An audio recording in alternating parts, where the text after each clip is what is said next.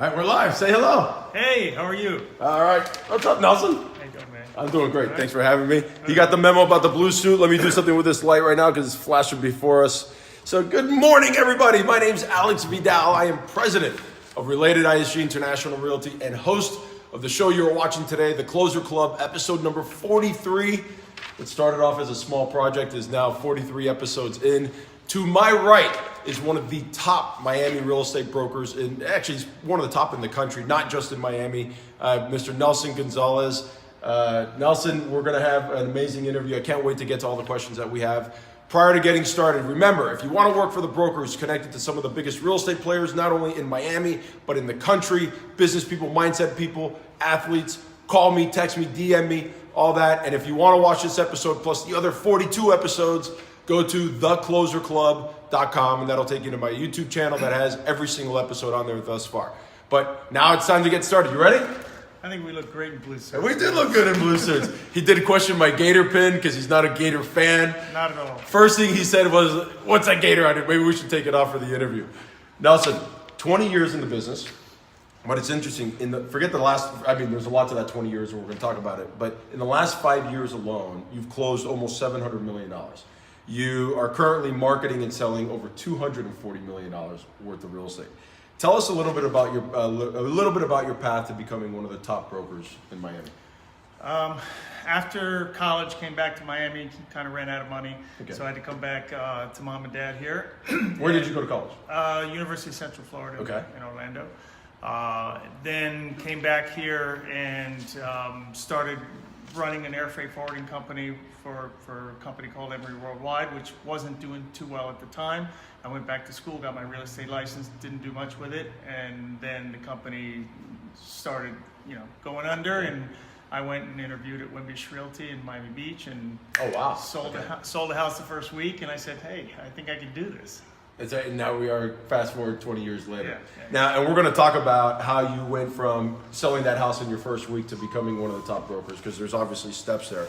But one of the interesting things is that you have managed to maintain your position at the top as more and more competitors come into the market. National competitors are coming into our market. It's getting more techy. It's definitely getting more crowded.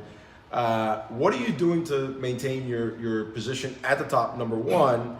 And do you think the tech that's coming into our industry is going to affect high-end realtors like yourself? I think if anything, the tech stuff for the better, because my best client is an educated buyer. Okay.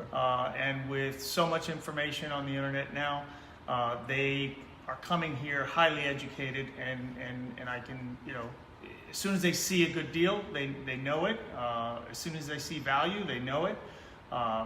Because they've been around, they've looked, so I think it's all good. Now, just out of curiosity, we're going to go off script a little bit, okay? We're sitting in an amazing $32 million listing on North Bay Road. The thing is spectacular. I already took photos and we're texting it to my wife when I pulled in. But do you see high-end buyers coming through the internet leads, just out of curiosity, for properties like this? Or is it more like they're dealing with the brokers that they know? Anybody is sitting down comfortably in their own home, looking at houses on their computer. That's why we do great photography. We do some videos, but we don't overflood the market with information on the house, because we want the phone to ring, Sure. Basically. And my gift is my ability to talk to somebody and educate them. And I don't really push. I'm not a pushy salesman. I educate. And once the buyer's educated, then they can make the right decisions on their own. And I want to answer a part of that question for you about how you've maintained at the top. And I've seen you at events before. We've actually spoken before, and we spoke a few minutes before we started filming. You are one of the most down-to-earth top brokers in Miami. Because I think a lot of brokers think that they're as we expressed, right? Yeah. And another one was Dora Puig, and Dora with me was extremely friendly and huge hug and all that. And I love seeing top brokers, the best of the best in their game, that are just super approachable and just like everybody else. Now, you guys, listen to these numbers. You have an average closed sales price of $5 million. You currently have 25 active listings with an asking price of $1 million or more, and the average price of those 25 listings is $9 million. That's insane. So there's kind of, three parts to this question that we can go through. One is, I'm sure it wasn't like that when you first started in the business, so I would love to hear what it was like when you first got your license. What were the three things that you did that helped you break into the high end? Okay. And do those still apply today? So what was it like when you started? What did you do to break into $32 million properties? And can those same features or same tactics that you used to break into the high end be used in today's market? Yeah, absolutely.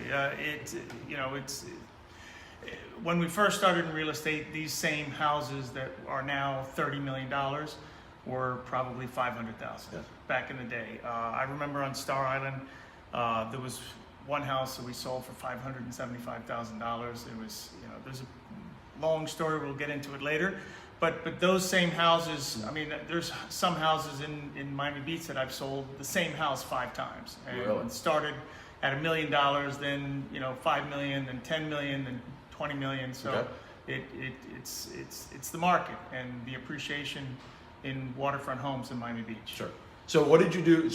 What was it like in the beginning? Were you selling those? I mean, 500,000 20 years ago is the equivalent to 30 million today, right? Correct. So did you just go right into that, or did you start with something less expensive and gradually? I was born and raised in Miami, grew up in South Miami, had no idea what Miami Beach was other than going surfing in South Beach when the down near where the Continuum is, where the dog track was there.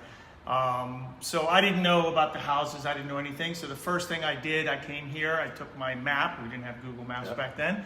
And just learned the streets, learned the houses, went to every single, open house, went to every single broker's open, and just really, really learned the market. Okay. And that's attainable today, absolutely, because everybody has the same access to all the information. So if you know a little bit more than them, because pictures are pictures, but if you physically see something, you can describe it a little bit better than in the picture. So if you get a call from a buyer that has seen the house already on the internet, you can describe it a little bit better. Okay. Little idiosyncrasies like how much water frontage there is, and how the view affects certain parts of the house and that sort of thing. So. Okay.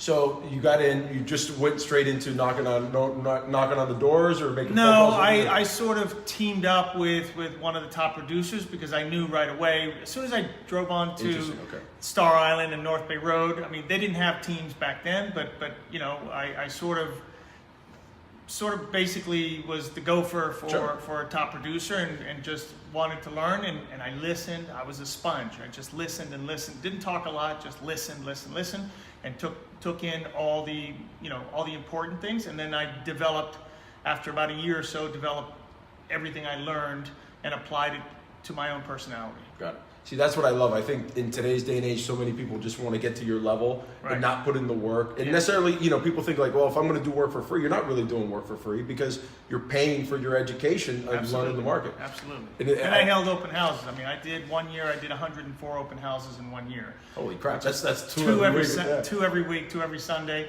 and just that was the way I was, picked up buyers. Okay. Now, aside from partnering with somebody like yourself, the Nelson Gonzalez of 20-something years ago, what else did you do that kind of helped push you into? Was it just not being afraid of speaking to these buyers and sellers? Was it just you just didn't have that fear? What was it? Well, by having the knowledge of the market, I immediately developed a rapport with the buyer or the seller. And just developed a bond of trust. And if someone trusts you, they will walk over fire for you. I share that a lot. There are 65,000 realtors in Dade and Broward County. Customers have a choice with whom they want to work with. And They got to like you and trust you to do business with. Right. Now, I don't think this is on here. Actually, it's not. If you were getting into the business today, brand new, you just got your license, what advice would you give our audience on to break into the high end? Just what I said earlier, just knowledge of the market, just learn the market, get your little niche. Do not go from West Palm Beach all the way down to the Keys. Just focus on a certain area and just attack it. And that's the area, an area big enough that you're going to be able to have good business for, but just attack that. Attack it and try to find somebody like Nelson Gonzalez that you can partner with. I mean, but there's enough people out there that you can learn from, and now in this day and age of YouTube and and videos and that sort of thing. I mean, you can almost, learn a lot from that as well. I love it. And the broker opens is interesting. I always used to think that broker opens were put on to appease the seller, make it look like brokers were coming through. But you know what? For the brokers trying to educate themselves about the market, it's a very easy way to get out there and see what's going on. Well, not only that, I mean, the brokers opens really, we market, I have an outstanding marketing manager. And who's behind camera? Who's behind here, Juliana. And we market, we have probably 40,000 people over all these years in our database. Out of those 40,000, there's probably 8,000 or 9,000 brokers from around the world, around the United States, local. And we market to those brokers. Why? Because those brokers are the ones that are working with buyers. And those are the ones that we, I don't really care if I sell my own listing. I just, as long as we sell it, develop a reputation and go from there. You know what I love about that? It's funny. I never really thought about that. You think about when you do open houses on the regular, like you were doing, you get the buyers to register and you try to get their information. Yeah. But I doubt very highly that many brokers who are doing broker opens are asking the agents that are coming through to register as well. Because now you're building not only the buyer database on the regular open houses, but you're building the broker database. Right. That is awesome. I love that. Now, you sell Miami to some of the world's wealthiest people. And the answer I get a lot, because I always look for, what are these people looking at, right?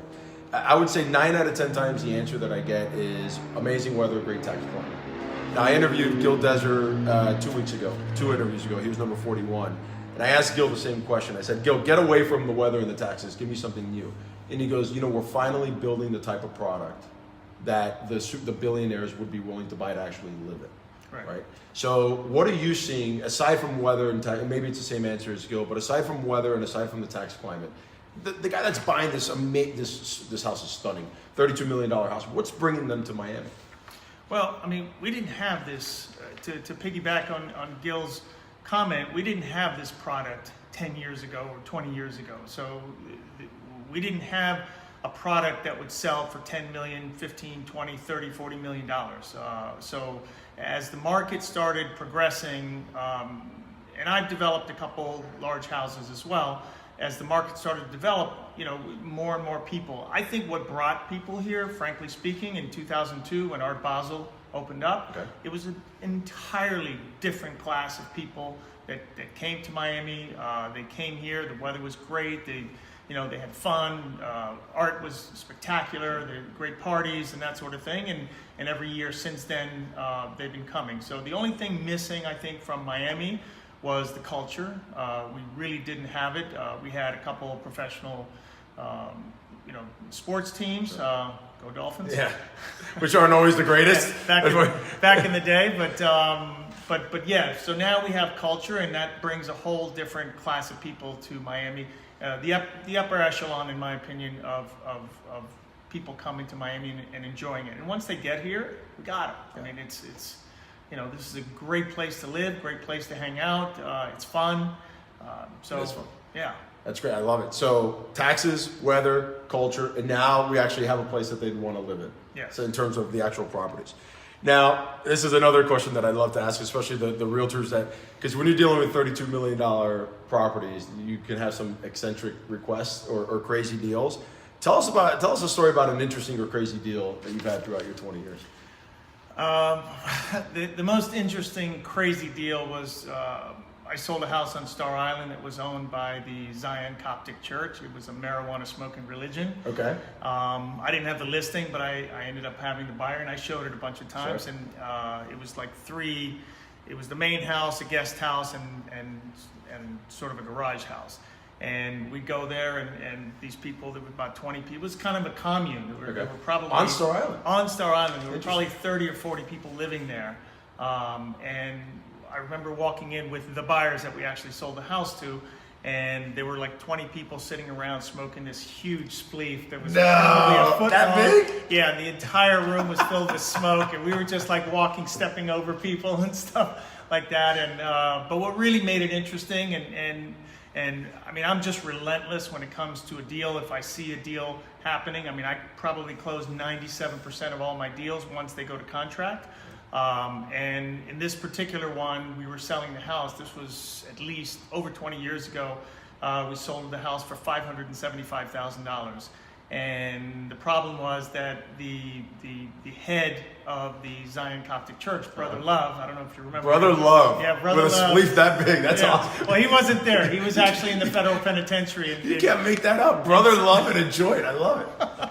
He was in he was at the federal penitentiary, so we had, when we went under contract, we had to go see Brother Love, who was this guy who was about 6'6", with a long beard, long hair, scrawny looking guy, and we had to get the contract signed by Brother Love, who was the head of the Zion Coptic Church. Did he sign Brother Love? No, I don't know. I forgot what he said. You should look that one up. Yeah, I should look. You can find that contract. Right. That would be awesome. That was cool. So the problem was we were selling it for $575,000, and because religious organizations are supposed to not pay taxes, the feds came down on them and said that you're not a religious organization. Yeah, you're a pot smoking organization. Right, so you got to pay the taxes. So there were $2.5 million in IRS liens on it. So we had to, over 6 months, we had to unravel it. I mean, at some point in the 4th or 5th month, both lawyers put their pencils down and said, we're walking away from this. We had to hire 2 more lawyers. We met with the feds. We met with whoever it is that we needed to meet with, and we finally got the deal done. What do you think that house is worth today?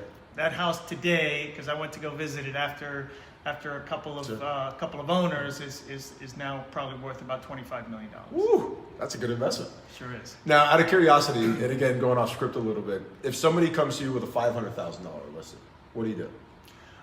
We absolutely still, I'm very enthusiastic about all my business. I'm very appreciative of everything that we get, but we have people in the office that handle that. I mean, I'm not probably the best suited for that because that's not my market, and I don't know that market like the back of my hand like I do the upper end market, but we have absolutely people that specialize in that price range. So we take care of it. Answer is you don't turn anything down. No. I love it. Well, you'd be surprised. People need our help, and I, unfortunately, I'm a micromanager, so even those $500,000, if I refer it out to somebody, I'm always following up with that other realtor to make sure those people are taken care of and serviced. Never too good enough even for the small deals. I love that. Not. Lightning round. We have 5 questions, short 1-word answers, and then we'll wrap up with one more question. If you had one place to put your money for leads, where would you do it? Best ROI for leads. Referrals. All right. Favorite social media platform: Facebook, Instagram, or YouTube? Or maybe I should be asking Juliana in the back. Yeah. Juliana, what's your favorite? Facebook and YouTube. There you go. One daily practice every agent should be doing to change their business for the better. I'm not sure about that question, but probably exercise in the morning, even if it's just stretching, just to clear your mind and get started and be enthusiastic about going to work. I have an entire CrossFit gym in my garage. Trust me, when we moved out to Davie, it was like all of a sudden our commute went from being 10 minutes to being 40 minutes, and it really ate into our gym time. So my wife and I looked at each other and said, well, we're not going to give up working out. So we put a whole CrossFit gym in our garage, and we get it done every morning, except this morning because we were 4 days in a row. It's interesting though. You got to take a break every once in a while. Yeah, we did 4 days in a row. We took this morning off, which I typically don't like to do on a Monday because I want to clear the cobwebs out from the weekend. But I got to tell you, it throws off your entire routine when you don't work out. Right. What % of your income do you put back into marketing? Probably 1 to 2%. That's shocking. And I'll tell you why. So I interviewed a guy named Aaron Novello last week. Mm-hmm. He closed a completely different market. He's up in Plantation. He closes close to 200 transactions with him and a couple of buyer's agents, but he closed about 150 personally. I asked him the same question. I keep wanting to hear 10, 20%. And I'm hearing, he said, I think 3%, 2%. Yeah. Wow. I'm surprisingly low, especially with these properties. I know that being that we have One Star Island listed, we know the capital that it takes to market these properties. That's awesome. Do you think technology's played a role in that, by the way? Yes, of course. There's a lot of, we all our listings go on probably over 700 different websites. We don't necessarily pay for all of them, but they get, uploaded and everybody in the world has an opportunity to see them. What do you think, just again, flying off the cuff here, what's the single greatest expense you think? If you look at all the marketing, is it photography? Is it the actual putting it out there? Is it the staging? Because the home like this.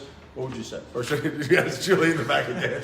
No, staging. This is something that the owner of the home does. So we don't really we handle it and we recommend it. And I certainly, because I studied architecture in college and I have an eye for design, so I help staging the houses sometimes. But I think, all just branding and there's a conglomerate of things that we do. Got it. So there's not one thing that I would say that stands out. Yeah. What's something the audience would be surprised to know about you? I'm an avid cyclist, and we probably cycle, I would say, between 100 and 150 miles a week. Okay. With a bunch of animals that I ride with. You ride with my brother-in-law, actually, Dirk Peterson. Oh, yeah. So he actually told me once, I remember, it's like, I was at this event, Nelson Gonzalez, like, dude, that guy's at the front, he's mashing the pedals. No, he's lying. So Dirk's an animal. I'm usually in the back just holding on. I used to do triathlons, and trust me, it would be, until I started training specifically for triathlons where you could no longer draft, and you had to be the front guy because you had the pool. Right. I'd be sitting in the back hiding behind I love guys like you, big guys that I could just hide behind and draft. What do you ride? Somebody with some girth. BMC. SLR 01. What does it weigh?